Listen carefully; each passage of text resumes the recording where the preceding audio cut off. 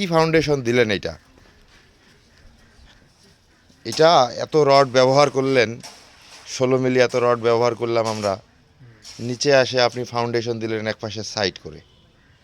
এই এই কলামের লোডটা কি এই বেজে নিতে পারবে? বা লোডটা কি কলামের লোডটা কি বেজের এই মাথা পর্যন্ত ট্রান্সফার করবে?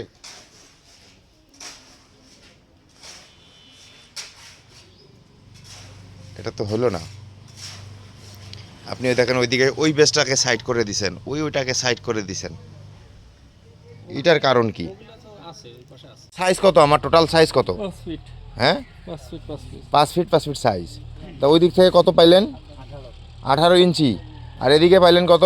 কলামের রডে ধরেন, এদিকে পাইলেন কত? ওইদিকে 18 আর এদিকে 35, মানে ডবল বলা যায়, 18 দুগুণে 36 হয়। তাহলে আপনি ওইদিকে রাখলেন 18 ইঞ্চি আর এদিকে রাখলেন 35 ইঞ্চি, কেন এটা হলো? এটা তো আমার হওয়ার কথা না। আচ্ছা আপনি এটাতে নামেন, আসেন আসেন এটাতে নামেন।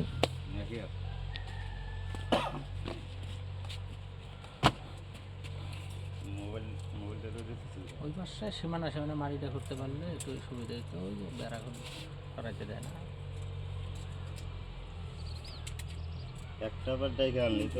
হ্যাঁ তাহলে এই যে আপনি এই কাজটা এই মালিকের এই ক্ষতিটা কেন করলেন বলেন? মালিক কিছু বোঝে না, মালিক কিছু বোঝে না, কিন্তু মালিককে আপনি এই ক্ষতিটা কেন করলেন? এটা আপনারা এই দায়ভার নিতে গেলেন কেন? এই দায়ভার তো আপনাদের নেওয়াটা ঠিক হইল না। মালিক যেভাবে চায় আমরা কি? মালিক এভাবে চাইলে তো মালিক চাইতে পারে না কখনো, মালিক বোঝে না, উনি কি চাবে?